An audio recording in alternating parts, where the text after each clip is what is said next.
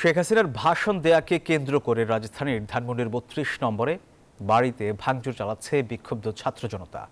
বুধবার রাত ৮টার পর গেট ভেঙে বাড়িটিতে প্রবেশ করে বিক্ষুব্ধ জনতা। এ সময় বিক্ষুব্ধরা বাড়ির ভেতর ও বাইরে বিভিন্ন জিনিসপত্রে ভাঙচুর চালায়। কাউকে কাউকে বাড়ির গ্রিল ও জানালা খুলে নিতে দেখা যায়। এক পর্যায়ে বাড়িটির দোতলায় আগুন ধরিয়ে দেওয়া হয়। এছাড়া শেখ মুজিবুর রহমানের প্রতিকৃতিতেও ভাঙচুর চালানো হয়। গত ৫ আগস্ট এক দফা ৩২ নম্বরের এই বাড়িতে আগুন দেওয়া হয়েছিল।